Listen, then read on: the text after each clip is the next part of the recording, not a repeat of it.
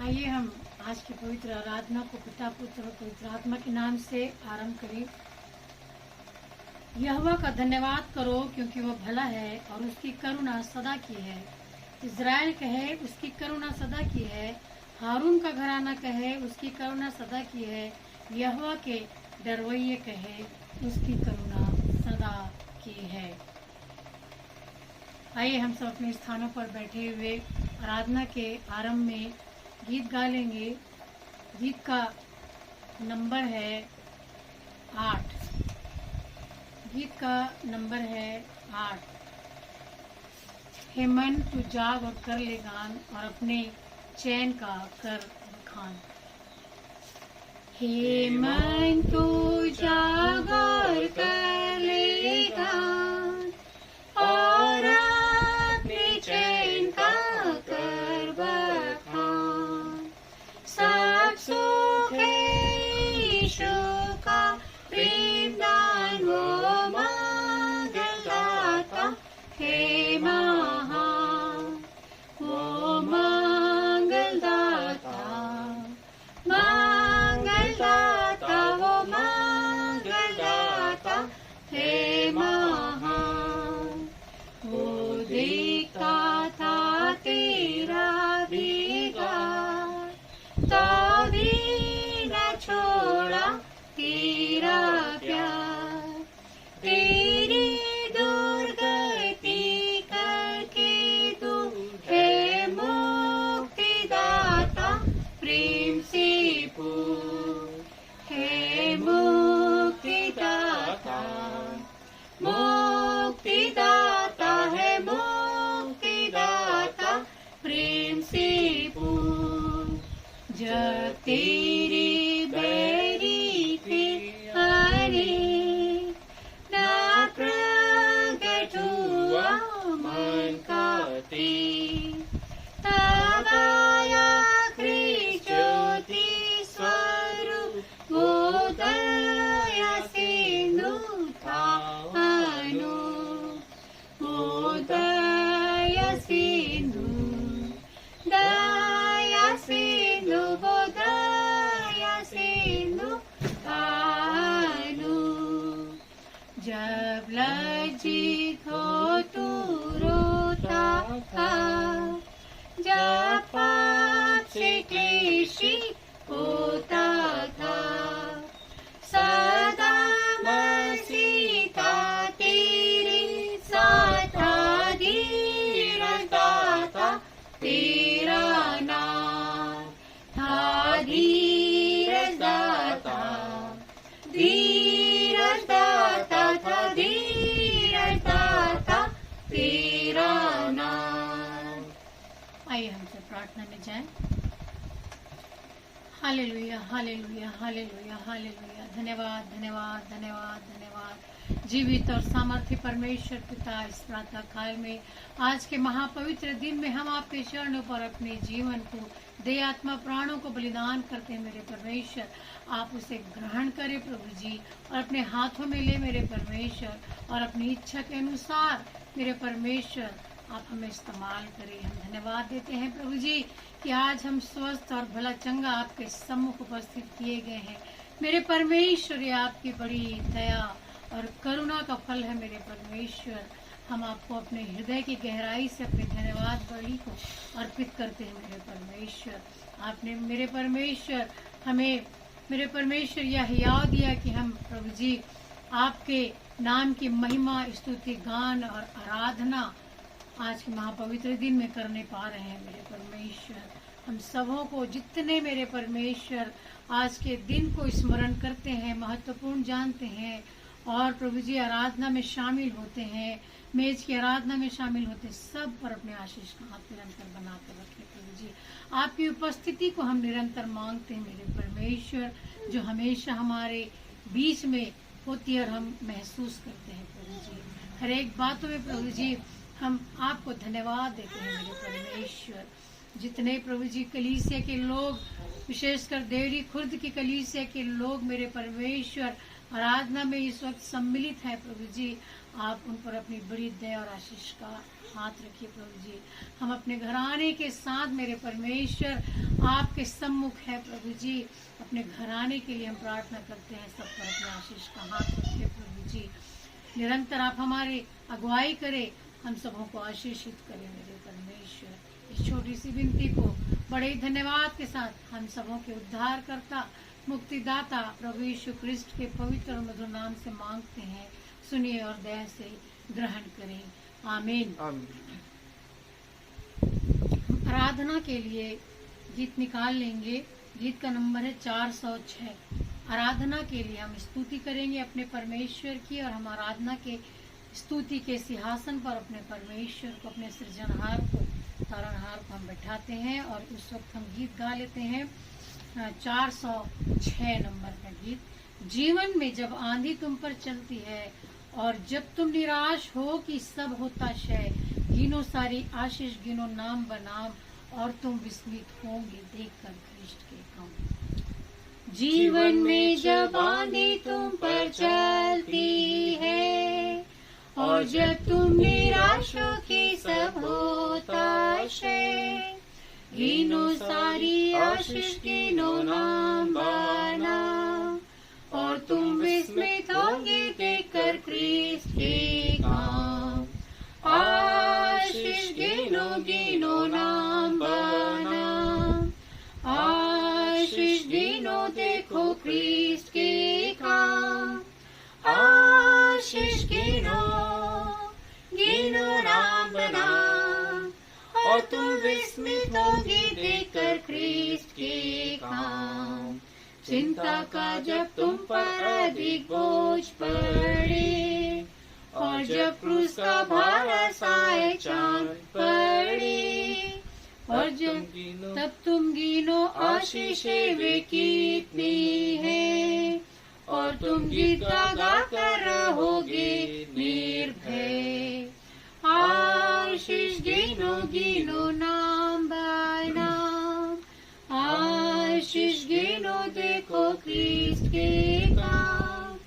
आशीष गिनो गिनो नाम बनाम, और तुम विस्मित होगे देखकर ख्रिस्त के काम। औरों के जब खेत और धन को देखते हो, तुमको होगा धन मसीह का सदा को। गिनो सारी आशीष जो है बिना दाम, स्वर्ग में आनंद होगा और विभूषित धाम। आशीष गिनो गिनो नाम बनाम, आशीष गिनो देखो ख्रिस्त के काम। आशीष गिनो गिनो नाम बनाम, और तुम विस्मित होगे देखकर ख्रिस्त के काम। सो इस युद्ध में स्मरण रखो हर समय, ढाढ़स तुम ना हारना ईश्वर सब पर है। सब आशीष गिनो दूत गणित है पास, यात्रा भर भी देते हैं सहाय और आस।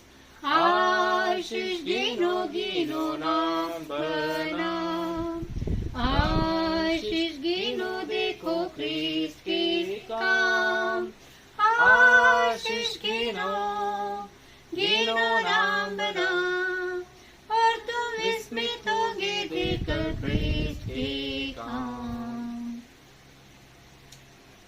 आइए हम सब उत्तरवादी पाठ के लिए पवित्र शास्त्र में से निकाल लेंगे रोमियो की पत्री, उसका 8वां अध्याय, और हम 18 से लेकर 30 तक उत्तरवादी की रीति पर पढ़ लेंगे। रोमियो 8 उसका 18 से लेकर 30 तक। एक पद मैं पढ़ूंगी, दूसरा पद आप सब पढ़ेंगे। क्योंकि मैं समझता हूँ कि इस समय के दुख और क्लेश उस महिमा के सामने जो हम पर प्रकट होने वाली है कुछ भी नहीं है। क्योंकि सृष्टि बड़ी आशा भरी दृष्टि से परमेश्वर के पुत्रों के प्रकट होने की बाट जो रही है। क्योंकि सृष्टि अपनी इच्छा से नहीं पर अधीन करने वाले की ओर से व्यर्थता के अधीन इस आशा से की गई कि सृष्टि भी आप ही विनाश के दासत्व से छुटकारा पाकर परमेश्वर की संतानों की महिमा की स्वतंत्रता प्राप्त करेगी। क्योंकि हम जानते हैं कि सारी सृष्टि अब तक मिलकर कराहती और पीड़ाओं में पड़ी तड़पती है। और केवल वही नहीं, पर हम भी जिनके पास आत्मा का पहला फल है, आप ही अपने में कराहते हैं और लेपालक होने की अर्थात अपनी देह के छुटकारे की बाट जोहते हैं।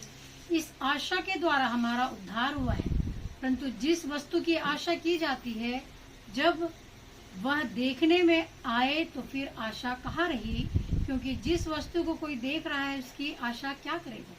परंतु जिस वस्तु को हम नहीं देखते, यदि उसकी आशा रखते हैं तो धीरज से उसकी बाट जोहते भी हैं। इसी रीति से आत्मा भी हमारी दुर्बलता में सहायता करता है, क्योंकि हम नहीं जानते कि प्रार्थना किस रीति से करना चाहिए, परंतु आत्मा आप ही ऐसे आहे भर भर कर जो बयान से बाहर है हमारे लिए विनती करता है। और मनों का जांचने वाला जानता है कि आत्मा की मनसा क्या है, क्योंकि वह पवित्र लोगों के लिए परमेश्वर की इच्छा के अनुसार विनती करता है। हम जानते हैं कि जो लोग परमेश्वर से प्रेम रखते हैं उनके लिए सब बातें मिलकर भलाई ही को उत्पन्न करती है, अर्थात उन्हीं के लिए जो उसकी इच्छा के अनुसार बुलाए हुए हैं। 29-30 एक साथ हम पढ़ लेंगे। क्योंकि जिन्होंने उसने पहले से जान लिया है उन्हें पहले से ठहराया भी है कि उसके पुत्र के स्वरूप में हो, ताकि वह बहुत भाइयों में पहलौठा ठहरे। फिर जिन्हें उसने पहले से ठहराया उन्हें बुलाया भी, और जिन्हें बुलाया उन्हें धर्मी भी ठहराया है, और जिन्हें धर्मी ठहराया उन्हें महिमा भी दी है। परमेश्वर अपने जीवित वचन के पढ़े और सुने जाने पर बहुतायत की आशीष देंगे। आमीन। आमीन। हम कलीसियाई प्रार्थना में जाएंगे। कोई विशेष प्रार्थना यदि है तो बता दें ताकि हम उनके लिए प्रार्थना कर सके। दुखित परिवारों के लिए, जिनके बीच में भी उनके प्रिय चले गए, और बीमारी से सुरक्षा के लिए, और सभी के स्वास्थ्य के लिए। आइए प्रार्थना में जाएं। Hallelujah, hallelujah, hallelujah, hallelujah, hallelujah. धन्यवाद, धन्यवाद, धन्यवाद, धन्यवाद, धन्यवाद, धन्यवाद। जीवित और सामर्थ्य परमेश्वर पिता, पुनः हम आपके चरणों पर इस प्रातः काल में आज के महापवित्र दिन में उपस्थित हुए हैं मेरे परमेश्वर। आपको धन्यवाद, धन्यवाद, धन्यवाद, धन्यवाद, धन्यवाद देते हैं मेरे परमेश्वर, क्योंकि आप धन्यवाद के योग्य हैं प्रभु जी, और हमारे पास आपको देने के लिए कुछ नहीं है प्रभु जी। केवल और केवल हम धन्यवाद दे सकते हैं मेरे परमेश्वर। हम धन्यवाद देते हैं प्रभु जी आपकी दया के लिए, आपकी आशीष के लिए, आपके अनुग्रह के लिए मेरे परमेश्वर, आपकी दृष्टि के लिए जो निरंतर हम पर बनी रहती है प्रभु जी। और प्रभु जी आप हमें हर दुखों से, तकलीफों से, परेशानियों से, विपदाओं से मेरे परमेश्वर आप बचा कर रखते हैं, अपने पंखों की आड़ में छुपा कर रखते हैं मेरे परमेश्वर। अपने धर्म दाहिने हाथों के नीचे शरण देते हैं मेरे परमेश्वर। हम धन्यवाद, धन्यवाद, धन्यवाद, धन्यवाद, धन्यवाद देते हैं प्रभु जी। धन्यवाद देते हैं मेरे परमेश्वर आज के इस महापवित्र दिन के लिए, जबकि हम अपने घराने के साथ मिलकर प्रभु जी आपके नाम की स्तुति महिमा करने पा रहे हैं। हम स्वस्थ हैं, भले चंगे हैं मेरे परमेश्वर, आपकी बड़ी दया है प्रभु जी।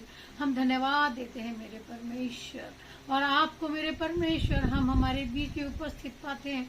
अपने वचन के अनुसार आप हमारे बीच है मेरे परमेश्वर। हम अपने स्तुति को प्रभु जी, हम अपने वचन के पढ़े जाने को मेरे परमेश्वर, हर एक आराधना की गतिविधियों को मेरे परमेश्वर हम आपके हाथों में सौंप देते हैं प्रभु जी। हर एक कार्य मेरे परमेश्वर आपकी इच्छा के अनुसार आप भाने वाला हो सके प्रभु जी। आप ग्रहण करें मेरे परमेश्वर, और अपरंपार आशीषों की बारिश करें इस कलीसिया पर प्रभु जी। निरंतर अपनी दया बनाकर रखें मेरे परमेश्वर। आराधना के विभिन्न घटकों के लिए प्रार्थना करते हैं प्रभु जी। संडे स्कूल के प्यारे बच्चों को आपके हाथों में सौंप देते हैं प्रभु जी। ये बच्चे, ये प्यारे बच्चे मेरे परमेश्वर ज्यों ज्यों बढ़ते जाते हैं आपके अनुग्रह और आशीष में बढ़ते चले जाएं प्रभु जी। आपकी दया उन पर बनी रहे मेरे परमेश्वर। ज्ञान और बुद्धि, दिल डोल में इन्हें बढ़ाते हुए चले मेरे परमेश्वर। विनती और प्रार्थना करती हूँ प्रभु जी इन बच्चों के लिए, जबकि ये अवसर विपरीत है और विशेषकर थर्ड वेव जो है वो बच्चों को प्रभावित करने वाली है, ये साइंटिस्ट का कहना है, साइंटिस्टों का प्रभु जी जिन्होंने बताया है। लेकिन प्रभु जी हम जानते हैं, हमारा विश्वास है मेरे परमेश्वर कि आप छोटे बालकों को मेरे परमेश्वर अपने राज्य के वारिस समझते हैं प्रभु जी। इन बच्चों को कोई भी वेव, कोई भी वायरस छू नहीं सकेगा प्रभु जी। हम जानते हैं आपकी दृष्टि, आपका हाथ इन बच्चों पर निरंतर बना रहे मेरे परमेश्वर, आप संभाले रखिए प्रभु जी। विनती और प्रार्थना करती हूँ प्रभु जी जवान बच्चों के लिए, ये जवान इन दिनों में मेरे परमेश्वर पश्चाताप करे प्रभु जी, अपने सृजनहार के सम्मुख आए और पहचाने मेरे परमेश्वर, और अपने सृजनहार को प्रभु जी अपने जीवन में प्रथम स्थान देने वाले बन सके। ये जवान अपने जीवन को मेरे परमेश्वर साउल की तरह सौंप सके और पौलुस बन सके मेरे परमेश्वर। ये जवान अपने परिवार के लिए, समाज के लिए मेरे परमेश्वर आशीष का कारण बन सके और दर्शन को देखने पाए मेरे परमेश्वर। आप जवानों को प्रभु जी वो नया हृदय दे प्रभु जी, पत्थर का हृदय निकाल कर वो मांस का हृदय दे मेरे परमेश्वर। आप उनके जीवन को बचा लीजिए प्रभु जी, शैतान के हाथों में व्यर्थ अहेर न होने दे मेरे परमेश्वर। हम प्रभु जी आपसे पुकारते हैं और भारी मन से बोझ के साथ मेरे परमेश्वर कलीसिया लो लगाकर प्रार्थना करती है, इन जवानों को आप अपने हाथों में ले मेरे परमेश्वर। नित्य प्रार्थना करती हूँ प्रभु जी कलीसिया की प्रत्येक बहनों के लिए, ये सामर्थ्य में मेरे परमेश्वर बढ़ते चले जाएं, आपके अनुग्रह, आपकी दया उन पर बनी रहे, अच्छे स्वास्थ्य में बने रहे मेरे परमेश्वर।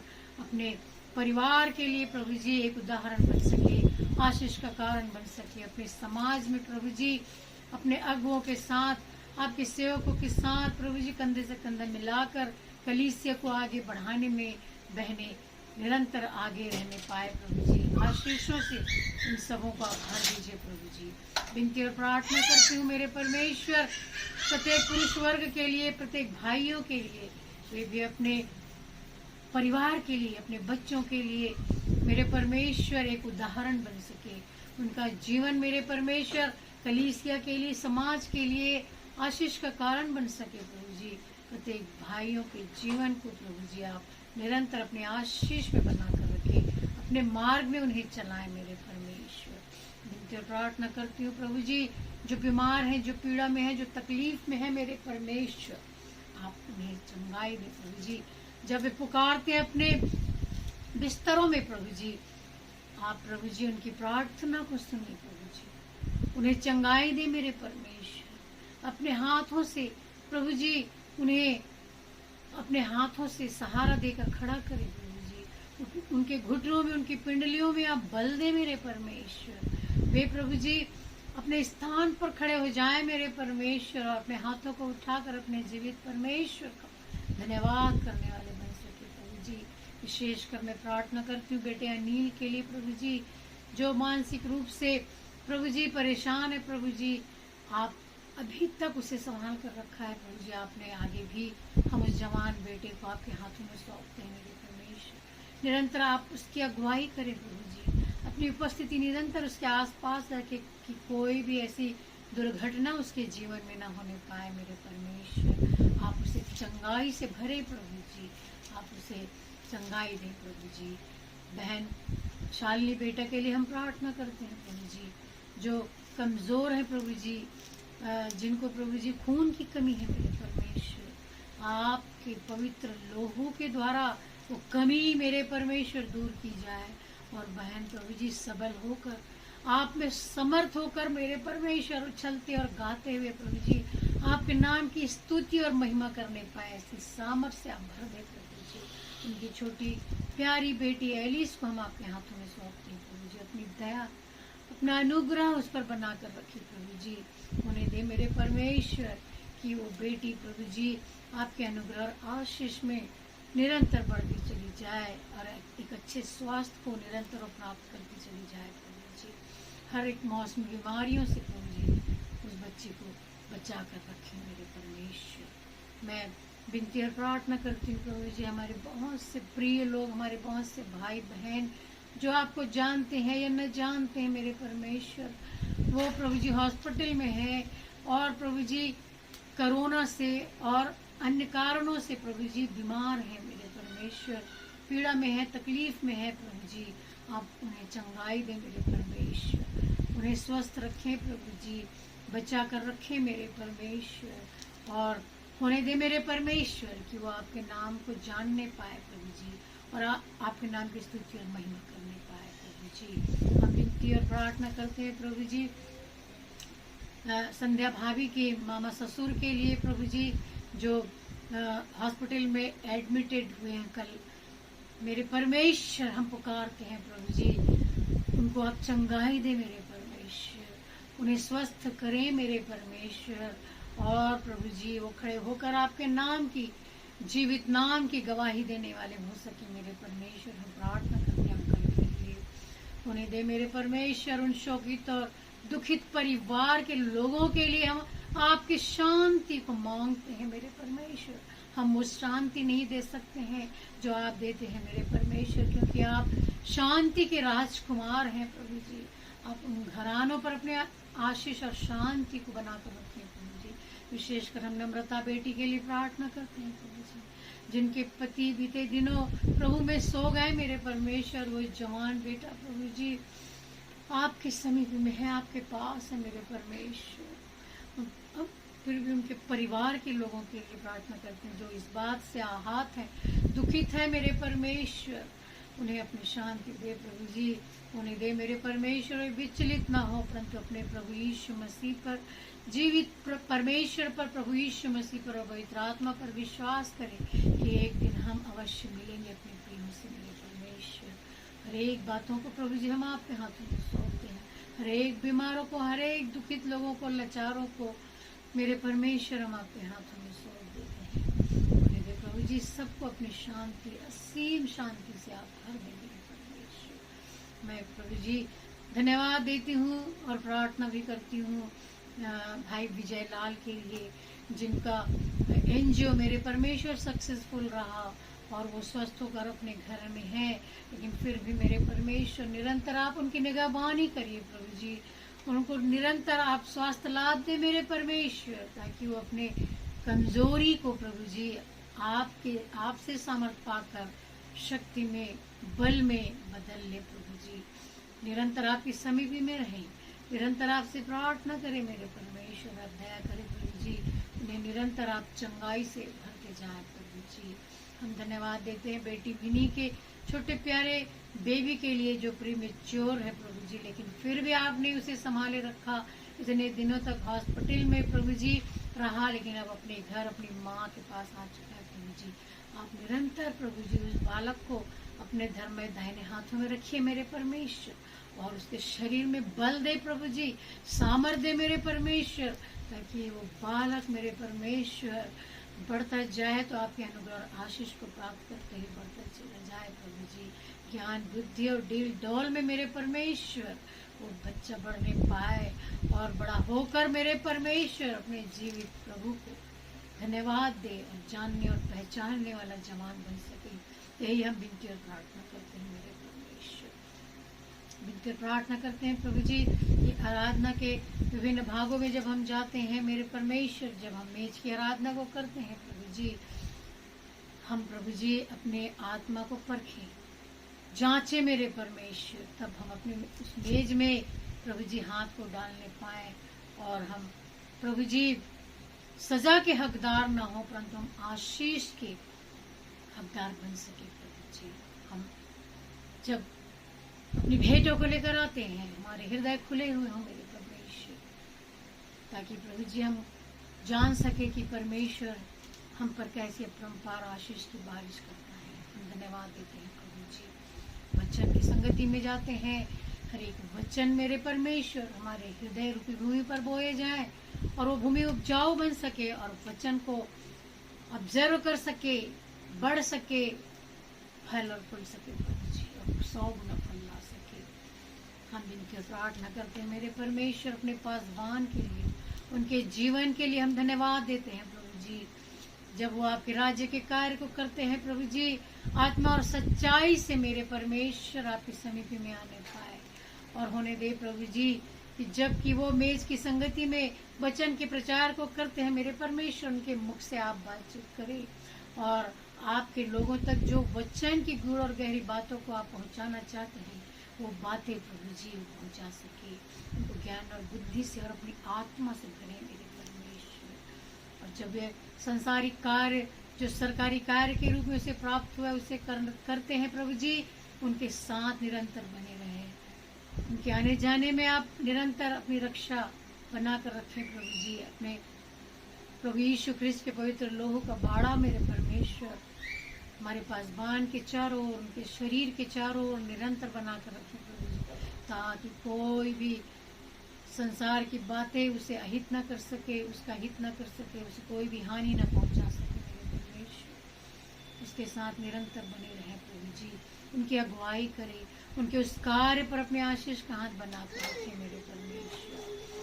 उनकी पत्नी के लिए हम प्रभु जी धन्यवाद देते हैं जो आपने उसे सहायिका के रूप में दिया है प्रभु जी। वो निरंतर बड़े विश्वास के साथ अपनी जिम्मेदारी को प्रभु जी आपके दृष्टि के अनुसार प्रभु जी आपके भय में होकर मेरे परमेश्वर करती चली जाए प्रभु जी। छोटे प्यारे बालक को जो आपके दास का पुत्र है यिर्मयाह मेरे परमेश्वर, आप उसे निरंतर अपने धर्म में दाहिने हाथों में संभाले रखें प्रभु जी। हम धन्यवाद देते हैं प्रभु जी कि निरंतर आपकी दृष्टि उस पर बनी रहती है प्रभु जी। हम महसूस करते हैं मेरे परमेश्वर वो बालक जो बढ़ता चला जाता है प्रभु जी, आपके अनुग्रह और आशीष में बढ़ता चला जाए। और प्रभु जी वो दौड़ता है, भागता है मेरे परमेश्वर, वो गिरता है प्रभु जी, कोई भी मेरे परमेश्वर गंभीर चोट उसे लगने न पाए, उसका किसी भी प्रकार से प्रभु जी अहित न होने पाए, उसके शरीर में कोई भी ऐसी चोट न लगने पाए जो खा सकता है मेरे परमेश्वर। मैं प्रार्थना करती हूँ प्रभु जी उस बच्चे को निरंतर प्रभु जी आप संभाले रखें प्रभु जी, क्योंकि वो प्रभु जी आपके दास का पुत्र है और आने वाले जीवन में जब वो जवान हो प्रभु जी, इस राज्य को जो आपका कहलाता है प्रभु जी, इस कलीसिया को प्रभु जी अगुवाई में आगे बढ़ाते ले चले मेरे परमेश्वर। तो ऐसा बालक बने प्रभु जी जो आपके महीन और धीमी आवाज को भी वो सुन सके और कहे कि कह तेरा दास सुनता है मेरे परमेश्वर। सो मेरे बालक की तरह हम प्रभु जी यिर्मयाह के लिए प्रार्थना करते हैं, आपके हाथों में सौंप देते हैं मेरे परमेश्वर। वो आपका बेटा है, आपका दिया हुआ दान है, आपकी दी हुई आशीष है इस परिवार पर प्रभु जी, इस कलीसिया पर मेरे परमेश्वर। हम बड़े धन्यवाद के साथ इस बालक को आपके हाथों में सौंपते हैं, अपने जीवन को भी हम आपके हाथों में सौंपते हैं प्रभु जी। आपकी दया, आपका अनुग्रह निरंतर मुझ पर बना रहता है। मैं धन्यवाद देती हूँ मेरे परमेश्वर, हर एक बातों में आपको महिमा देती हूँ। अपने जीवन में मैं घटूं लेकिन मेरे जीवन से आप बढ़ते चले जाए, मैं यही प्रार्थना करती हूँ मेरे परमेश्वर। आज की आराधना को पुनः आपके हाथों में सौंपती हूँ, आपकी उपस्थिति को निरंतर मांगते हुए छोटी सी विनती को बड़े धन्यवाद के साथ हम सबों के उद्धार करता, मुक्तिदाता और आपके इकलौते पुत्र प्रभु यीशु ख्रिस्त के पवित्र और मधुर नाम से मांगती हूँ, सुनिए और दया से ग्रहण करिए। सब कहें आमीन। आमीन।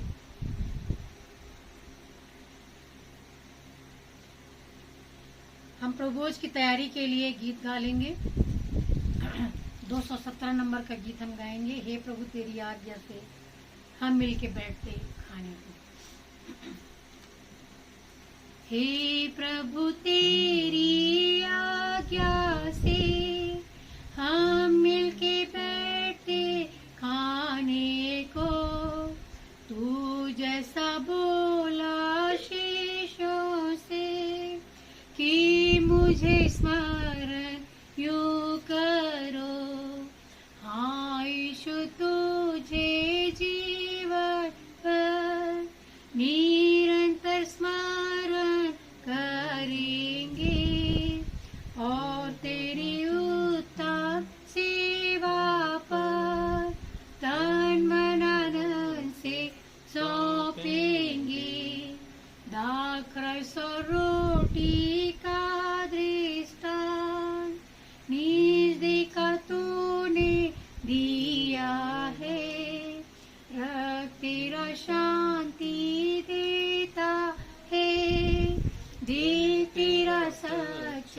भोजन है।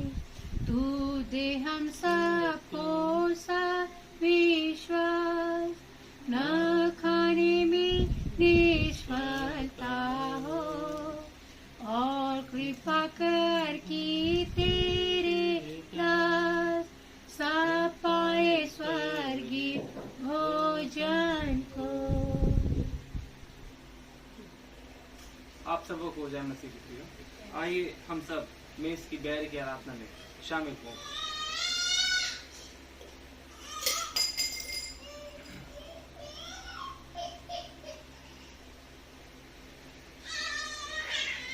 तो जिस प्रकार से हम मेज की बैर की आराधना में शामिल हैं, यह रोटी और यह दाखरस जो एक प्रतीक है, जो एक चिन्ह है, हमारे बीच में बिछाया गया है, हमारे बीच में रखा गया है, ताकि हम सब विश्वासी अपने विश्वास को प्रकट कर सके। जी हाँ प्रियो, जिस प्रकार से प्रभु यीशु मसीह ने अपने 12 शिष्यों के साथ इस मेज की बैर की स्थापना की, उन्होंने अपनी ही देह और अपने लहू को इस रोटी और इस दाखरस के रूप में हमारे बीच में बिछाया और रखा और कहा कि तुम जब भी इस मेज की बैर में शामिल होते हो तो तुम मुझे स्मरण करते हो, मेरी मृत्यु का स्मरण करते हो। जी हाँ प्रियो, हम जब भी इस मेज की बैर में शामिल होते हैं, हम अपने विश्वास को प्रकट करते हैं। जिस प्रकार से प्रभु यीशु मसीह ने अपने 12 शिष्यों के साथ इस मेज की बैर की स्थापना की और सुसमाचार प्रचार में वचन में हम इस बात को पाते हैं। और लिखा है, जब वे खा ही रहे थे, उसने रोटी ली और आशीर्वाद की तोड़ी और उन्हें दी और कहा, लो यह मेरी देह है। फिर उसने कटोरे का धन्यवाद किया और उन्हें दिया और उन सब ने उसमें से पिया। और उसने उनसे कहा, यह वाचा का मेरा वह लहू है जो बहुतों के लिए बहाया जाता है। मैं तुमसे सच कहता हूँ कि दाख का रस उस दिन तक कभी न पीऊंगा, जब तक परमेश्वर के राज्य में नया न पीऊं। जी हाँ प्रियो, प्रभु यीशु मसीह ने इस बात को कहा कि मैं तुमसे सच कहता हूँ कि दाख का रस उस दिन तक कभी न पीऊंगा, जब तक परमेश्वर के राज्य में नया न पीऊं। प्रियो, प्रभु यीशु मसीह अपने द्वितीय आगमन, अपने उस न्याय के दिन तक हमारे लिए इस बात को ठहरा दिया है कि उस दिन तक हम इस मेज की बैर के प्रचार करते हैं। हम अपने विश्वास को किस प्रकार से प्रकट करते हैं। प्रभु यीशु मसीह को इंतजार है कि हम अपने विश्वास में खरे उतरें और हम अपने जीवन में प्रभु यीशु मसीह को प्रथम स्थान देने वाले हो पाए। जी हाँ प्रियो, हम उस दिन की बात जोते हैं कि जब हमको हमारा न्याय करने वाला, हमारा उद्धार करता प्रभु यीशु मसीह हमको लेने के लिए आएगा और हमारा न्याय हमारे विश्वास के द्वारा ही होगा। जी हाँ प्रियो, हम इस मेज की बैर में शामिल होकर अपने विश्वास को प्रकट करते हैं। कोई मनुष्य किसी के लिए गवाही नहीं दे सकता, लेकिन वह सिर्फ और सिर्फ अपने जीवन के लिए और अपने विश्वास के द्वारा अपने ही न्याय के लिए वह प्रार्थना कर सकता है। हमें अपने जीवन को देखना है और अपने जीवित रहते अपने जीवन काल तक हमको अपने विश्वास को प्रकट करना है। प्रियो, यदि मनुष्य अपने जीवन के समाप्ति में आ जाता है और उसका जीवन खत्म हो जाता है, उसके बाद उसे अपने विश्वास को इस मेज की बैर के प्रचार करने का कोई मौका नहीं मिलता। लेकिन प्रियो, धन्य है कि हम सब आज जीवित हैं और जीवन की सांस ले रहे हैं। प्रियो, जब तक हम जीवित रहते हैं, हम अपने जीवन द्वारा इस मेज की बैर का प्रचार करते रहे। जिस प्रकार से यह रोटी रखी गई है और यह दाखरस रखा गया है, यह निश्चय ही प्रभु यीशु मसीह की देह और लहू का प्रतीक है। इसी प्रकार से प्रभु यीशु मसीह जिस रात में पकड़वाए गए, उन्होंने रोटी ली और आशीर्वाद की तोड़ी और उन्हें यह कहते हुए दी, तुम्हें इसे खाओ क्योंकि यह मेरी देह है। जिस प्रकार से रोटी तोड़ी गई है, प्रभु यीशु मसीह की देह जो कि तोड़ी गई, और उसी के द्वारा हम सब जो पाप में दबे हुए थे, हम सब लोग इस रोटी के प्रभु यीशु मसीह की देह के तोड़े जाने के द्वारा हम सब एकत्रित किए गए, जोड़े गए। इसी के बाद प्रभु यीशु मसीह ने दाख का रस उठाया और अपने शिष्यों को देते हुए कहा, तुम इसे पियो क्योंकि मेरी वाचा का वह लहू है जो बहुतों के पापों के क्षमा के निमित्त बहाया जाता है। मैं तुमसे सच कहता हूँ कि दाख का रस उसी तक पीऊंगा, जब तक तुम्हारा पिता के राज्य में नया न पीऊं। प्रियो, यह दाख का रस प्रभु यीशु मसीह के लहू का प्रतीक है। जिस प्रकार से प्रभु यीशु मसीह के लहू क्रूस पर से बहाया गया, निश्चय ही प्रियो, हम सब पापी जन, जब मनुष्य हम पाप में दबे हुए थे, प्रभु यीशु मसीह के लहू के बहाए जाने द्वारा हम सब मोल लिए गए, खरीदे गए, हमारा जीवन खरीदा गया। प्रियो, आइए हम इस पवित्र ब्यारी की आराधना में शामिल हों और अपने विश्वास को हम इस मेज की ब्यारी के दौरान अपने विश्वास को हम प्रकट कर सकें और प्रभु यीशु मसीह की मृत्यु का प्रचार हम कर सकें।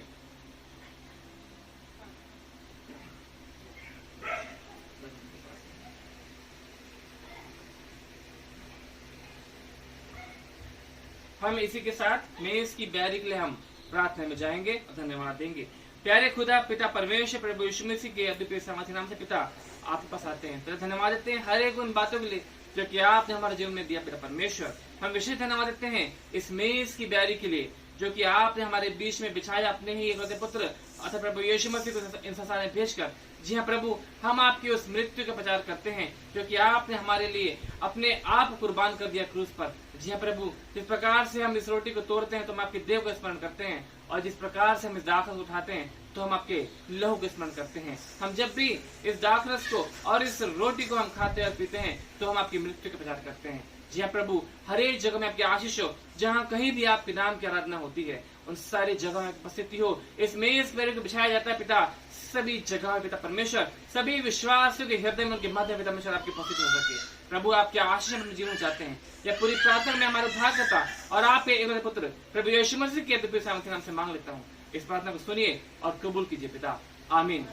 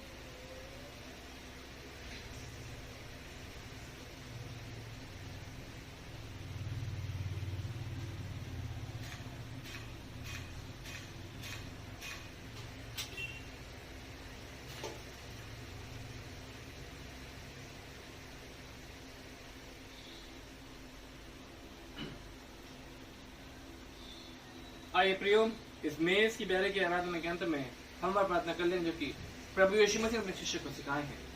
हे हमारे पिता, तुझे स्वर्ग में है, तेरा नाम पवित्र माना जाए, तेरा राज्य आवे, तुझे तुझे स्वर्ग में पूरी होती है वैसे प्रति पूरी हो। हमारी में की रोटी आज हमें दे, और जैसा हमने अपराधियों को क्षमा किया है तो तू भी हमारे अपराधों को क्षमा कर। हमें परीक्षा में ना ला, परंतु बुराई से बचा, क्योंकि राज, पराक्रम और महिमा सदा तेरी ही हो, आमीन।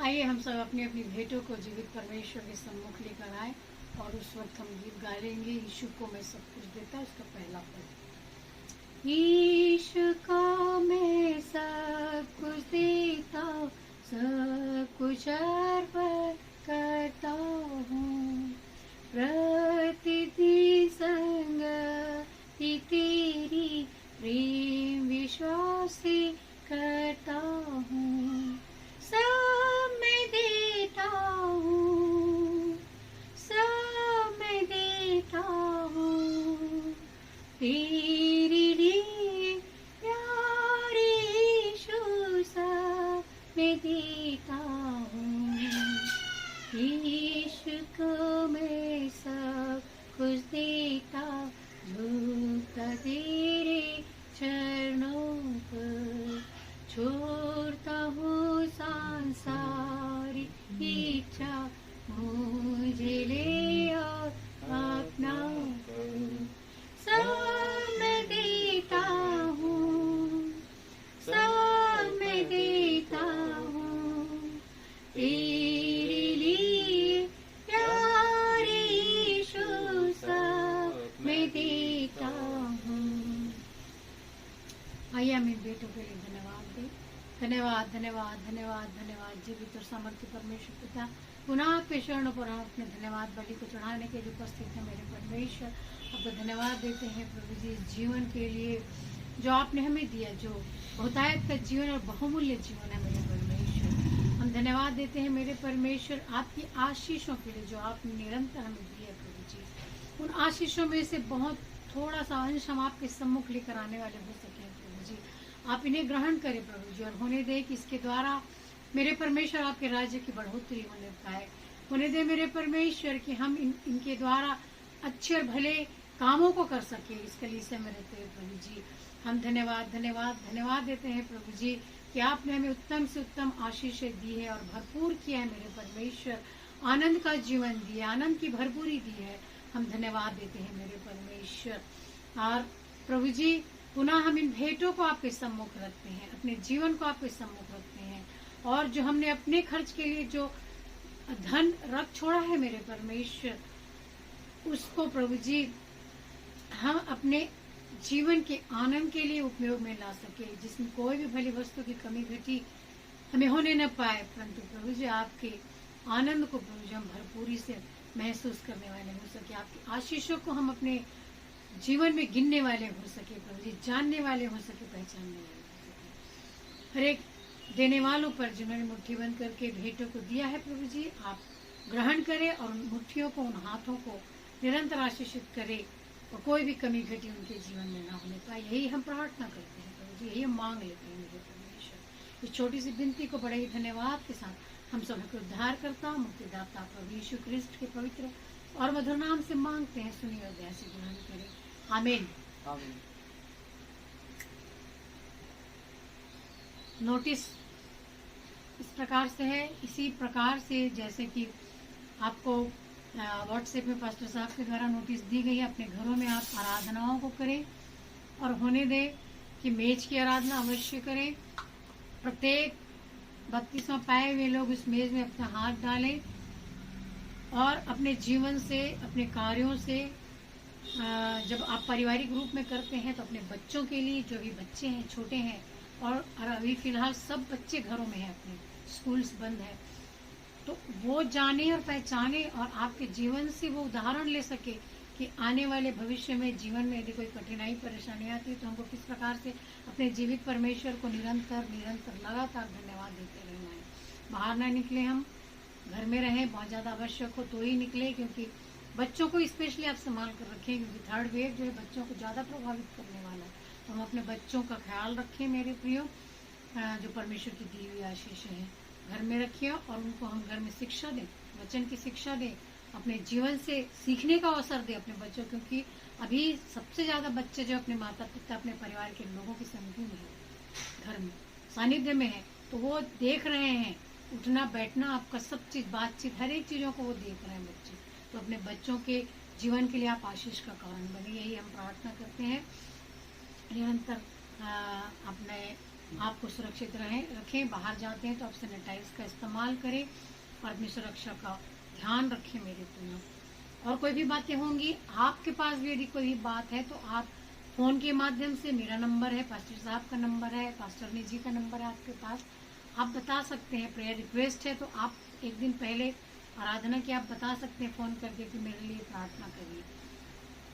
कोई भी बात होगी आप बताएं हमें, व्हाट्सएप के माध्यम से, मैसेज के माध्यम से, ग्रुप में आप डालें ताकि हमको पता चल सके। और कोई भी नोटिसेस होंगी, कोई भी बात होंगी तो आपको पास्टर साहब व्हाट्सएप में नोटिस में दे देते हैं, बता देते हैं, ताकि आप सजग रह सकें। ध्यान रखिए मेरे प्रियो, हर एक बातों के लिए हम केवल और केवल परमेश्वर को धन्यवाद दें, चाहे दुख की घड़ी हो चाहे सुख की घड़ी हो। आज हम जो वचन में पढ़े हैं उत्तरवादी पाठ में, जो कि पाया जाता है रोमियो 8 और 18 से लेकर 30 तक, वहाँ पर एक ही बात आपको बताई जा रही है कि आज हम दुख झेल रहे हैं, आज हम परेशानी में हैं, तो हम अपने विश्वास को ना खोएं। क्योंकि पास्टर साहब ने वचन में बताया, जब मेज की आराधना ले रहे थे, तो कि हमारा न्याय जब प्रभु यीशु मसीह करने आएंगे तो हमारे विश्वास के द्वारा हमारा न्याय होगा, कि हमने अपने विश्वास में कितनी स्थिरता दिखाई, हम कितने दृढ़ बने रहे। इसलिए लिखा है कि भविष्य में प्रकट होने वाली जो महिमा हमारे जीवन में होगी, उसकी हम कल्पना करें मेरे प्रिय, जब हम विश्वास में बने रहेंगे।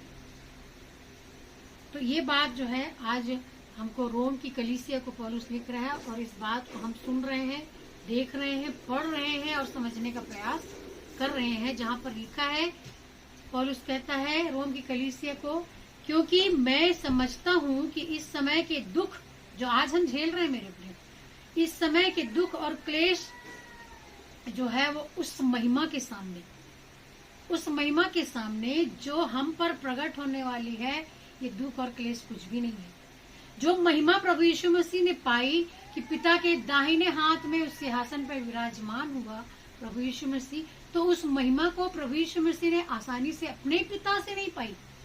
आज तो लोग अपने पिता की संपत्ति पर वो क्या करते हैं, एकाधिकार उनका रहता है। लेकिन प्रभु यीशु मसीह ने उस महिमा को पाने के लिए, अपने पिता के दाहिने हाथ बैठने के लिए, उस महिमा को पाने के लिए प्रभु यीशु मसीह ने बहुत दुख उठाया, बहुत दुख उठाया मेरे प्रियो। तो आज मुझ पर और आप पर क्लेश और दुख आ रहा है, तो मैं और आप क्यों परमेश्वर को कोस रहे हैं कि परमेश्वर ने मेरे साथ अच्छा नहीं किया। सुन लीजिए मेरे प्रियो, जो इस तरह से बातें करते हैं, अपनी विश्वास की स्थिरता को खो रहे हैं वो लोग। परमेश्वर का वचन हमें बता रहा है कि हमको हमारे महिमा को जब हमको प्राप्त करना है, जो भविष्य में हमें मिलने वाली है, तो हमको अपने विश्वास को स्थिर रखना है, अपने विश्वास में बने रहना है। और पौलुस, हजारों वर्ष पूर्व पौलुस ने इस बात को रोम की कलीसिया के लिए शिक्षा के रूप में, केवल रोम की कलीसिया के लिए नहीं, मेरे और आपके लिए भी, और जो सुन रहे हैं उनके लिए भी, और जो पढ़ते हैं इस वचन को उनके लिए भी, हर एक के लिए जो जानते हैं इस वचन को।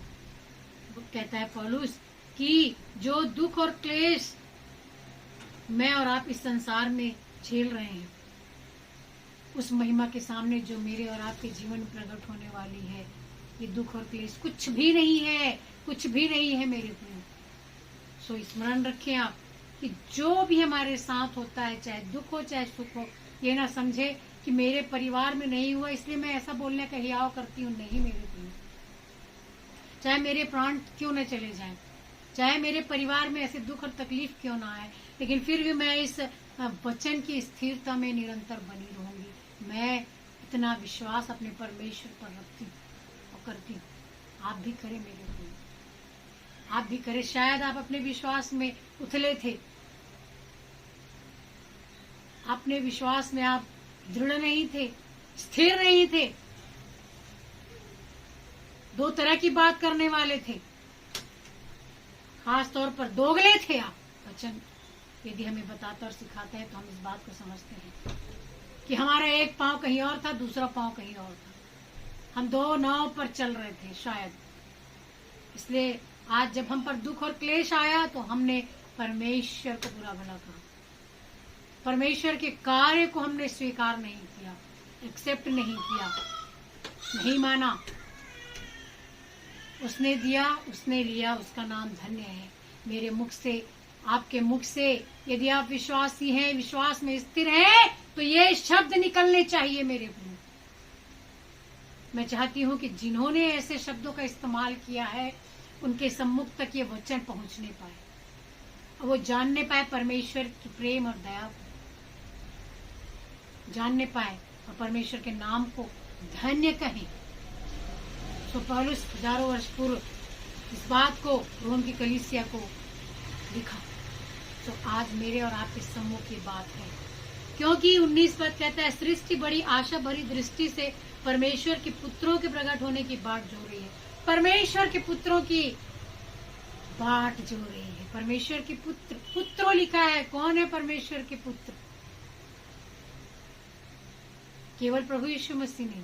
परमेश्वर के पुत्र केवल प्रभु यीशु मसीह नहीं, वो दूत भी है जो प्रभु यीशु मसीह के साथ, वो दल भी है जो प्रभु यीशु मसीह के साथ आने वाला है हमारे समय। परमेश्वर के पुत्रों की बाट जो रही है ये सृष्टि बड़ी आशा भरी दृष्टि से। सो मेरे प्रिय, अपनी आशा को संभाल कर रखिए, अपने विश्वास में बने रहिए मेरे प्रियो। क्योंकि सृष्टि अपनी इच्छा से, क्या लिखा है? क्योंकि सृष्टि अपनी इच्छा से नहीं पर अधीन करने वाले की ओर से व्यर्थता के अधीन इस आशा से की गई, व्यर्थता के अधीन इस आशा से की गई कि सृष्टि भी आप ही विनाश के दासत्व से छुटकारा पाकर परमेश्वर की संतानों की महिमा की स्वतंत्रता प्राप्त करेगी। व्यर्थता के अधीन में आज हम पड़े हुए हैं, और वो अधीनता किसकी है? शैतान की। निरंतर मैं और आप व्यर्थता के अधीन पर हैं, लेकिन मैं और आप यदि विश्वास अपने प्रभु यीशु मसीह पर, अपने परमेश्वर पर, पवित्र आत्मा पर करते हैं, तो हम उस छुटकारे को देखना चाहते हैं, उस स्वतंत्रता को देखना चाहते हैं। इसलिए हम परमेश्वर के पुत्रों के आने की बाट जो रहे हैं, ताकि मेरे और आपके विश्वास के द्वारा मैं और आप स्वतंत्र हो सके व्यर्थता के अधीन से, जो हम इस संसार में रहते हुए पड़े हुए हैं।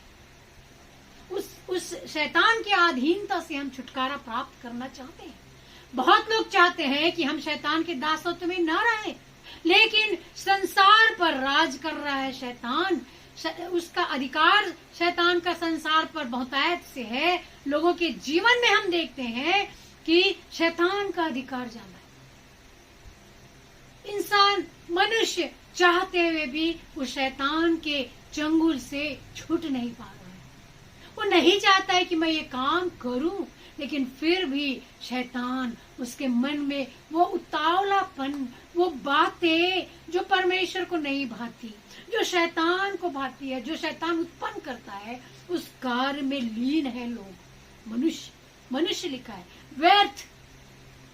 क्या लिखा है यहाँ पर? व्यर्थता के अधीन पड़े हुए हैं कि एक दिन हमें स्वतंत्रता मिलेगी। इस दासत्व से हमें स्वतंत्रता मिलेगी। इस शैतान से, इसके चंगुल से हम निकाले जाएंगे। मेरे प्रियो, प्रभु यीशु मसीह का जब क्रूसिफिकेशन हो रहा था, उस वाटिका से हम देखते हैं गेत्सेमनी बाग से, वहां पर भी प्रभु यीशु मसीह ने जब प्रार्थना किया तो उनके मुख से एक ही बात निकली कि हो सके पिता तो ही कटोरा हटा लो। फिर तुरंत ही प्रभु यीशु मसीह ने कहा कि मेरी नहीं परंतु तेरी इच्छा पूरी हो। मेरे प्रिय, शैतान वहां पर भी प्रभु यीशु मसीह पर बहका रहा। निरंतर जब उन पर दुख पड़े, जब कोड़े पड़े, 39 कोड़े, जब उन पर थूका गया, सिर पर कांटों का ताज रखा गया, मारा गया, और उनके ऊपर वो काठ का क्रूस जो है वो लाद दिया गया, और यहाँ तक कि उसे उठाए हुए वो उस गलगथा तक गया।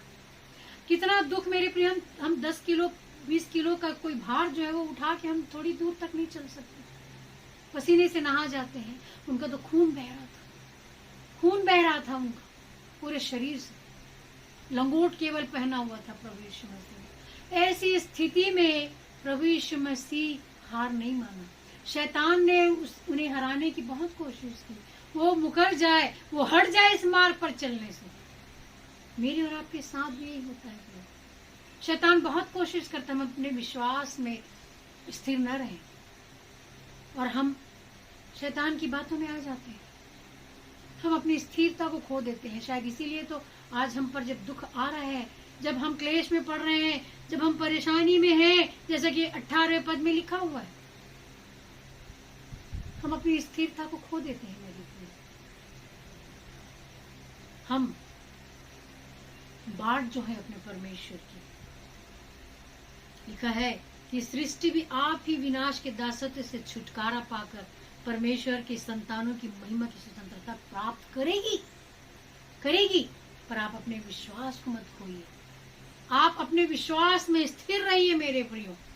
उस अधीनता से जो संसार पर जो शैतान का है, उस अधीनता से आपको स्वतंत्रता तभी मिलेगी जब आप अपने विश्वास में स्थिर रहेंगे। जब परमेश्वर की संतानों का प्रगटीकरण होगा, जब वो हमारे बीच में आएगा, उस वक्त हम स्वतंत्रता को प्राप्त करेंगे। उस वक्त शैतान की कोई चाल काम नहीं करेगी मेरे को। और केवल हमारा न्याय हमारे विश्वास के द्वारा होगा। याद रखिए इस बात को। अपने विश्वास को आप किसी भी प्रकार से मत खोइए। अपने परमेश्वर से विश्वास में बने रहे मेरे प्रियो, क्योंकि आप स्वतंत्रता प्राप्त करेंगे। क्योंकि हम जानते हैं कि सारी सृष्टि अब तक मिलकर कराहती और पीड़ाओं में पड़ी तड़पती है। हम देख रहे हैं चारों ओर कराहना और पीड़ाओं में तड़पना है मेरे भाई, लेकिन हमारे पास एक जीवित आशा है। हम उस आशा को थामे रहे, हम विश्वास से बने रहे, उस आशा में बने रहे मेरे भाई, क्योंकि एक दिन वो आएगा जिस दिन हम उस दासत्व से छुटकारा प्राप्त करेंगे, स्वतंत्रता को प्राप्त करेंगे, आजादी को महसूस करेंगे, और वो परमेश्वर की संतानों के आने के बाद ही होगा। प्रभु यीशु मसीह और उसके दूत जब आएंगे तब हम अपने विश्वास के द्वारा छुटकारा को प्राप्त करेंगे। तो हम चाहे शैतान हम पर कितनों भी कोशिश करे राज करने की, लेकिन हम अपने विश्वास की स्थिरता में बने रहेंगे मेरे भाई। यदि आप बने रहेंगे तो आप उस दिन स्वतंत्रता को प्राप्त करने पाएंगे, क्योंकि सृष्टि सचमुच में कराहती और पीड़ाओं में तड़प रही है। केवल वही नहीं लिखा है हम पर हम भी जिनके पास आत्मा का पहला फल है। आत्मा का पहला फल है मेरे और आपके साथ मेरे प्रिय। आत्मा का पहला फल है आप ही अपने में कराहते हैं और लेपालक होने की अर्थात अपनी देह के छुटकारे की बाट जोते हैं। ये आत्मा का पहला फल है जो आत्मा प्रभु परमेश्वर ने मुझे और आपको दी। मुझे और आपको जो आत्मा परमेश्वर ने दी है, हम भी कराहते हुए उसके लेपालक पन के द्वारा जो मुझे और आपको जो छुटकारा मिलने वाला है उसकी हम बाट जो रहे हैं। इस आत्मा में हम भारी दुखित हैं, भरे हुए हैं हम दुख से,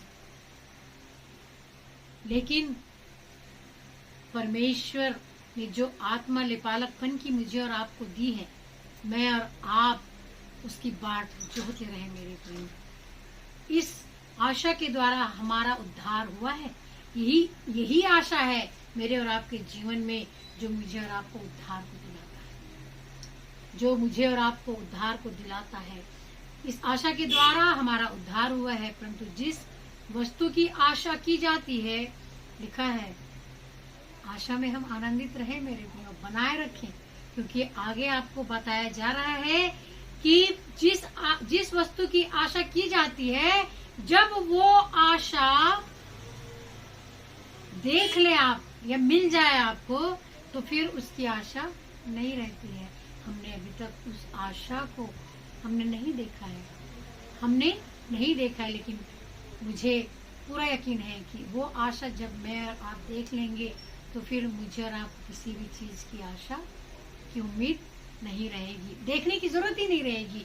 लिखा है कि जब वो देखने में आए तो फिर आशा कहाँ रही, क्योंकि जिस वस्तु को कोई देख रहा हो उसकी आशा क्या करेगा। तो आप जब प्रभु यीशु मसीह को देख लेंगे, आपने आशा रखी है ना कि प्रभु यीशु मसीह को हम आमने सामने देखेंगे, तो जिस दिन आप प्रभु यीशु मसीह को आमने सामने देख लेंगे, फिर वो आशा आपकी पूरी हो जाएगी। फिर आप कभी भी उस आशा को नहीं करेंगे कि मैं प्रभु यीशु, क्योंकि प्रभु यीशु मसीह आपके साथ रहेंगे, आप प्रभु यीशु मसीह के साथ रहेंगे। सो मेरे प्रियो, हम उस बात की आशा रखें कि हम प्रभु यीशु मसीह को आमने सामने देखेंगे। परंतु जिस वस्तु को हम नहीं देखते, यदि उसकी आशा रखते हैं, तो धीरज से उसकी बाट जोते भी हैं। जिसको हमने नहीं देखा है, हम उसकी धीरज से बाट जोते हैं और हम उसकी आशा लगातार निरंतर बनाए रखते हैं। उस आशा में बने रहते हैं जैसे मैं और आप बने हुए हैं, क्योंकि मैंने और आपने प्रभु यीशु मसीह को और परमेश्वर पिता को नहीं देखा। मैं हमेशा बताती हूँ कि परमेश्वर निरंकार है, परमेश्वर को कोई आकार नहीं है, कोई रूप नहीं है, लेकिन प्रभु यीशु मसीह परमेश्वर का प्रतिरूप है। ये भी मैंने आपको बताया था। और प्रभु यीशु मसीह को मैंने और आपने नहीं देखा है, प्रभु यीशु मसीह के समय के लोगों ने देखा है प्रभु यीशु मसीह को। जब प्रभु यीशु मसीह 35.5 वर्ष तक इस पृथ्वी पर जीवित थे, उनके साथ काम किए लोगों के साथ, तब प्रभु यीशु मसीह को उन लोगों ने देखा था। लेकिन मैं और आप तो नहीं देखे प्रभु यीशु मसीह। इसलिए मुझे और आपको आशा में बने रहना है। वचन कहता है आशा में आनंदित रहो और क्लेश में स्थिर रहो। इसलिए क्लेश की बात यहाँ पर आई है कि दुख और क्लेश आज का जो है वो उस महिमा के सामने जो हम पर प्रकट होने वाली है कुछ भी नहीं है। 18 पद में लिखा हुआ है। इसलिए मैं और आप उस आशा में बने रहे मेरे प्रियो, धीरज से हम उसकी बाट को जोते रहे। इसी रीति से 26वें पद में लिखा है, आत्मा भी हमारी दुर्बलता में सहायता करता है। जब हम आत्मा में दुर्बल हो जाते हैं, और अक्सर होते हैं, मनुष्य हैं हम और आत्मा में हम दुर्बल हो जाते हैं, लेकिन उस वक्त हम देखते हैं कि हमारी दुर्बलता में वो आत्मा, जो सहायक आत्मा है, जो परमेश्वर का आत्मा है, जो मुझे और आपको दिया गया है, वो हमारी सहायता करता है। क्योंकि हम नहीं जानते कि प्रार्थना किस रीति से करना चाहिए। बहुत से भाई बहन बोलते हैं कि मुझे प्रार्थना करना नहीं आता, लेकिन जब वो प्रार्थना करते हैं तो वो खुद नहीं समझ पाते हैं कि किस प्रकार से उन्होंने इतनी सुंदर प्रार्थना की, क्योंकि आत्मा उनकी सहायता करता है। मेरे को आप कोशिश तो करिए, आप प्रयास तो करिए, क्योंकि आत्मा हमारी सहायता करता है, हमारी दुर्बलता में सहायता करता है मेरे प्रियो। कि परंतु लिखा है कि आत्मा, 26वें पद में लिखा है, क्योंकि हम नहीं जानते कि प्रार्थना किस रीति से करना चाहिए, परंतु आत्मा आप ही ऐसी आहें भर भर के जो बयान से बाहर है हमारे लिए विनती करता है। हम खुद नहीं समझ पाते हैं, ये आत्मा करता है मेरे प्रियो। जो परमेश्वर का आत्मा मेरे और आपके पास है, और मनों का जांचने वाला जान लेता है मेरे प्रियो। आपके टूटे फूटे शब्दों का अर्थ वो जान लेता है कि आपके पास शब्द नहीं है, कोई बात नहीं, बहुत अच्छा वर्ड पावर नहीं है आपके पास, कोई बात नहीं, लेकिन आपकी प्रार्थना करने के शब्दों को परमेश्वर, उसके अंदर की भावनाओं को परमेश्वर जानता है। क्योंकि 27 पद लिखा है, और मनों का जांचने वाला जानता है कि आत्मा की मनसा क्या है। वो प्रार्थना कर रहा है, परंतु उसके मन में क्या है, वो क्या चाहता है, उसके पास शब्द नहीं है, वो बोल नहीं पा रहा है ठीक से, परंतु मन में उसके क्या है परमेश्वर जानता है मेरे प्रियो। मनों का जांचने वाला जानता है कि आत्मा की मनसा क्या है, क्योंकि वह पवित्र लोगों के लिए परमेश्वर की इच्छा के अनुसार विनती करता है। इसलिए हम निरंतर एक दूसरे के लिए प्रार्थना करते रहे मेरे प्रियो, क्योंकि आत्मा हमारी दुर्बलता में सहायक है। वो मुझे और आपको सहायता करता है कि हमें कैसे प्रार्थना करनी है, और आप ही आहे भर भर की प्रार्थना करता है। सो ये बात मुझे और आपको सिखाई जा रही उसी आत्मा के बारे, जो आत्मा मेरे और आपके अंदर वास करता है, जो आत्मा परमेश्वर के दूतों का, परमेश्वर के संतानों का बाट जो रहा है कि उसके आने के बाद वो आत्मा भी स्वतंत्रता चाहता है, तो आत्मा भी स्वतंत्रता चाहता है। हम जानते हैं कि जो लोग परमेश्वर से प्रेम रखते हैं उनके लिए सब बातें मिलकर भलाई को उत्पन्न करती है, अर्थात उन्हीं के लिए जो इसकी इच्छा के अनुसार बुलाए हुए। आप सब बुलाए हुए लोग हैं मेरे प्रियो, जिन तक प्रभु का वचन, परमेश्वर का वचन पहुंच चुका है, जिनके कानों में अनजान न बने। बहुत से मेरे अन्य जाति भाई बहन जो है वो मेरे वचन के प्रचार की वीडियो को सुनते, देखते और कमेंट करते हैं, और पर्सनली फोन लगाकर और कई प्रकार से मैसेजेस करके मुझे बोलते हैं आमीन, प्रेज द लॉर्ड। और फिर कई लोग बोलते हैं कि मैंने पूरा वचन आपका सुना और मैं बिल्कुल हिला भी नहीं, क्योंकि आप जो वचन का प्रचार कर रही थी बिल्कुल बाइबल के अनुसार कर रही थी, और एक एक बात सच्ची और हृदय में चुभ रही थी। सो यदि आप तक ये वचन पहुंच चुका है, तो वचन कहता है कि उन्हीं के लिए सब बातें, हम जानते हैं कि सब बातें मिलकर भलाई को उत्पन्न करती है, जो परमेश्वर से प्रेम रखते हैं और जो उसकी इच्छा के अनुसार बुलाए हुए। सो मेरे प्रियो, यदि आप तक वचन पहुंच चुका है, इसका मतलब आपको परमेश्वर की बुलाहट आप तक पहुंच चुकी है। परमेश्वर आपको आवाज दे रहा है, परमेश्वर आपको बुला रहा है मेरे प्रियो। इसलिए यदि आपने उसकी बुलाहट को सुना है, अपने हृदय में, आप लोगों को दिखाने के लिए क्या करते हैं मुझे नहीं पता, मुझे नहीं लेना देना, परमेश्वर को भी लेना देना नहीं, लेकिन आपका मन, आपका हृदय यदि वचन से कायल होता है, यदि वचन से प्रभावित होता है, यदि वचन को आप सच्चा मानते और जानते हैं मेरे प्रियो, जो वचन इस पवित्र शास्त्र में लिखा हुआ है, तो ये पवित्र वचन स्वयं परमेश्वर है मेरे, स्वयं परमेश्वर है। आप वचन को सुन रहे हैं, इसका मतलब परमेश्वर को सुन रहे हैं। आपके हृदय में वचन ने कार्य किया, मतलब परमेश्वर ने आपके हृदय में कार्य किया। आपका दिल, आपका हृदय क्या कहता है, क्या चाहता है, आप उसे सुने और उसके अनुसार आप चले, उसके अनुसार आप चले। क्योंकि हम जानते हैं 28 पद में लिखा है, रोमियो 8 और 28, यदि किसी को आप में से बाइबल की आवश्यकता है, आप बाइबल पढ़ना चाहते हैं, सुनना चाहते हैं और जानना चाहते हैं, आप मुझसे कांटेक्ट करें, मुझसे बात करें, मैं आपको बाइबल अवेलेबल कराऊंगी। छोटी बाइबल मैं आपको दे सकती हूँ, नया नियम। बड़ी बाइबल भी यदि आप चाहते, पुराने नियम की बातों को जानना चाहते, तो आपको ये बड़ी बाइबल भी दूंगी। लेकिन यदि छोटी बाइबल, केवल नए नियम की बातें आप जानना चाहते हैं, मैं जिसकी शिक्षा देती हूँ, तो मैं वो भी आपको अवेलेबल करा सकती हूँ, बाई पोस्ट में आप तक भेज सकती हूँ। प्लीज, यदि आप जानना चाहते हैं, जो बातें हम पढ़ते हैं उसको आप भी पढ़ें, तो आप मुझसे बात करें, मुझ तक आप अपनी बात, अपनी इच्छा जाहिर करें। क्योंकि लिखा है यहाँ पर 28वें पद में, हम जानते हैं कि जो लोग परमेश्वर से प्रेम रखते हैं उनके लिए सब बातें मिलकर भलाई को उत्पन्न करती है, अर्थात उन्हीं के लिए जो उसकी इच्छा के अनुसार बुलाए हुए हैं।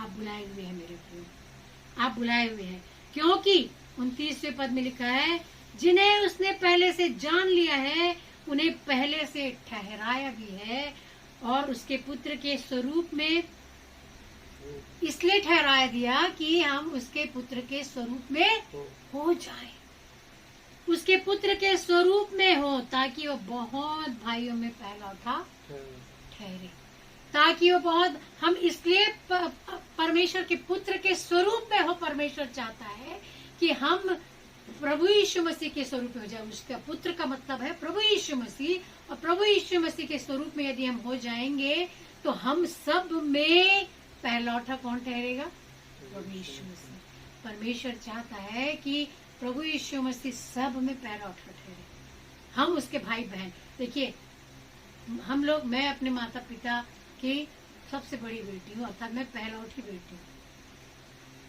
और मेरे बाद मेरे भाई बहन हैं। तो चाहे कुछ भी हो जाए, मैं अपने परिवार में, अपने भाई बहनों में मैं पहलौठी ही ठहरूंगी। प्रभु यीशु मसीह पहलौठा ठहरे, परमेश्वर चाहता है, और हम सब उसकी संतान बन जाए। परमेश्वर, हम सब उसकी संतान बन जाए, ताकि हम सब में पहलौठा प्रभु यीशु मसीह ठहरे। और जब पिता के राज्य के वारिस में प्रभु यीशु मसीह है, तो फिर हम प्रभु यीशु मसीह के साथ साथ हम भी उसके राज्य के वारिस क्यों ना होंगे? दावे के साथ बोलिए आप, यदि आप विश्वास करते हैं तो, कि हम प्रभु यीशु मसीह के साथ उसके संगी वारिस बन जाएं और परमेश्वर के राज्य के वारिस बने रहे। हम विश्वास के साथ इस बात को बोले, क्योंकि हम उसके पुत्र के स्वरूप में हो। परमेश्वर चाहता है उसके पुत्र के स्वरूप में हो, इसलिए मुझे और आपको परमेश्वर ने चुन लिया और बुलाया है। फिर जिन्हें उसने पहले से ठहराया उन्हें बुलाया भी, बुला रहा है मेरे प्रिय,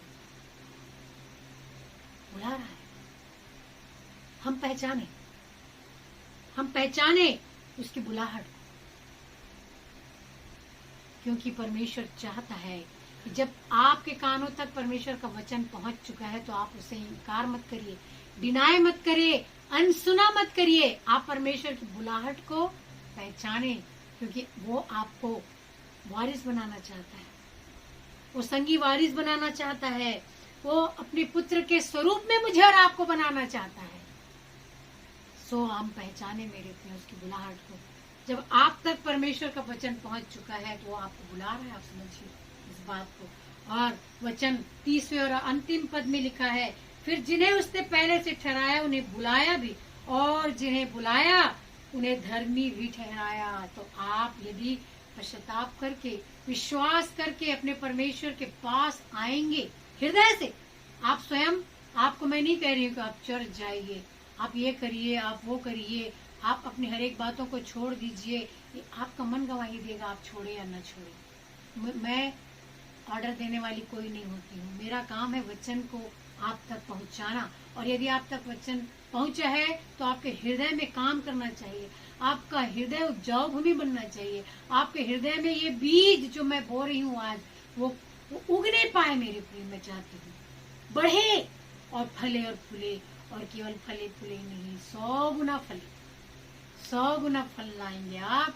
तब परमेश्वर आपको कहता है कि मेरे पुत्र के स्वरूप हो, मेरे पुत्र के स्वरूप हो तुम लोग, मेरे संगी वारिस हो तुम लोग, तो फिर मैं और आप कभी भी अलग नहीं किए जाएंगे।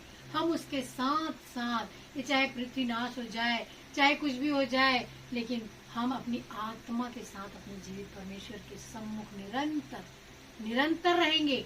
1 दिन 2 दिन, महीने भर, साल भर नहीं, हम अपने माता पिता के साथ जब तक वो जीवित रहते हैं, 30-32 साल तक मैं अपने माता पिता के साथ देख सकी, उनसे बातचीत कर सकी।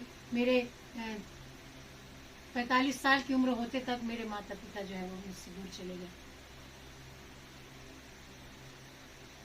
मैं उनके साथ नहीं रह सकी, और शायद मैं अपने बच्चों के साथ भी ज्यादा दिन तक नहीं रह सकती। लेकिन प्रभु परमेश्वर मुझसे और आपसे वायदा कर रहा है कि मैं और आप निरंतर निरंतर निरंतर निरंतर लगातार उसके साथ रहेंगे।